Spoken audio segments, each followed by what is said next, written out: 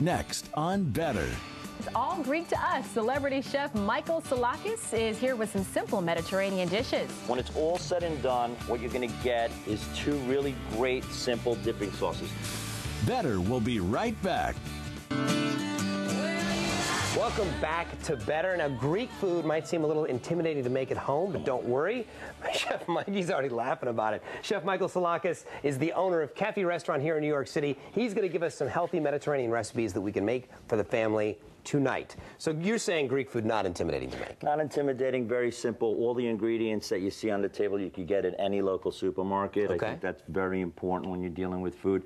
We're going to do two simple recipes, and then we're going to take the simple recipe and make it a little bit more Make it a little more fancy. All right? So you're going to help me I'm out. down here. You told me to just start dumping and mixing, right? This is tzatziki sauce, really important sauce in Greek food. If you ever had a gyro or souvlaki, it's that white sauce that's in there. Yep. A little bit of that. That's a vinegar and garlic whipped in a food processor. A little more. Don't be shy. Don't be shy with the garlic. Come on. Come on now. All right. That's some dill, fresh herb, shallot, a little bit of garlic. Okay. Let's pick up the pace a little bit. We don't have all day. Come on. I'm so not getting a job. All right. There you go. Now just mix that up. All right.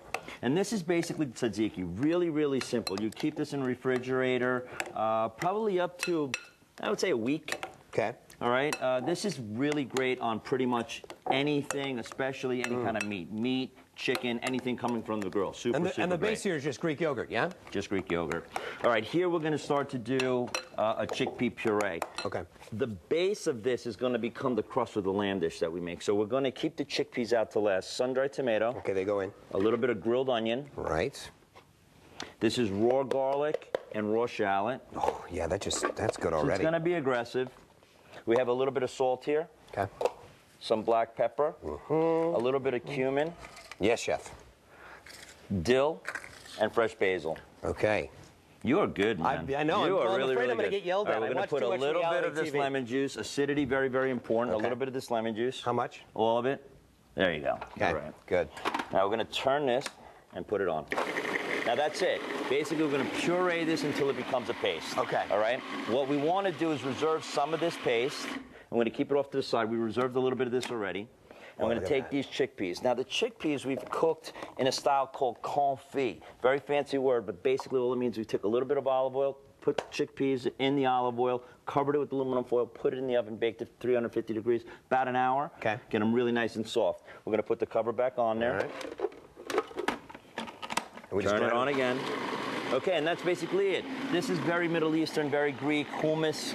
This is sun-dried tomato, garlic, a little bit of spice from that garlic. When it's all said and done, what you're going to get is two really great, simple dipping sauces. Serve them like I did over here with some pita, which is very traditional. Yeah.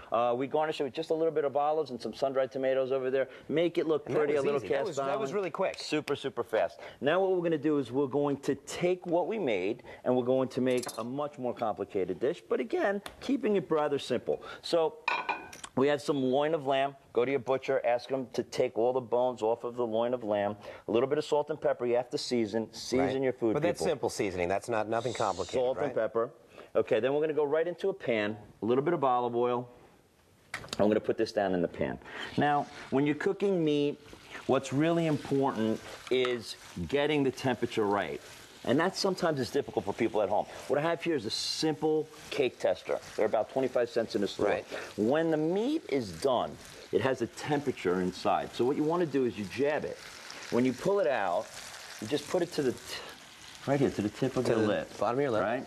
When it's warm, it's medium. Okay. If it's cool, it's rare. So I don't need to get a digital meat thermometer. Not really that. This is a simple, old-fashioned way of doing it. Okay. 25 cents. So what we're going to do here is we're going to sear it on both sides, probably about 4 or 5 minutes, and then we're going to just let it rest. Resting is very important. So here, a rested piece of lamb. Oh, yeah. That looks really nice and rare inside. About medium rare now. Okay. All right, so what resting will do is it allows all the juices that run into the middle to relax and slowly seep back out. Makes sense. So instead of cutting into it and having all the juice go onto the plate, it stays in the meat. What we're going to do now is take some of this sun-dried tomato paste that we reserved, put it right on there. Oh. Right, get it nice crusted up. And then we're going to move to the next pot. In our next pot here, we're going to take a little bit more olive oil, a little bit shallot, Okay. and then this is just a little bit of arugula. Right into the pan. Right into the pan. Just going to saute that up just a little bit. Now, while that's happening, we're going to cut the meat, and we're going to get a plate ready. All right. So, And when it's done, what we're looking at there is we've made use of both of the sauces. both of the sauces, not yet, And but the we lamb. will, and the lamb.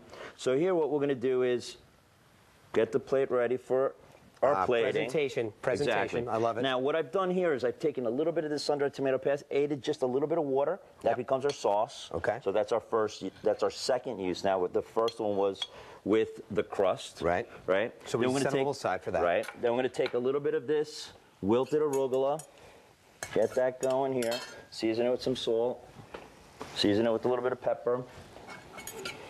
Okay, put that in the middle. Oh, it just looks so. It looks like we're at a Greek restaurant. Is what it It looks does. like. Yeah. And then we're going to take a little bit. You know what? Why don't we use some of our tzatziki sauce? Yep.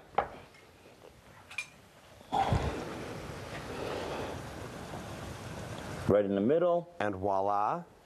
And now, to finish it all up, we're just going to cut a couple of pieces of this lamb. Oh, this looks really good. So we've got simple Greek cuisine that you can make at home. You don't need to be intimidated by. You can check out more great recipes in Chef Psilakis' book, How to Roast a Lamb. And if you are in New York, stop by Cafe Restaurant. We'll be right back.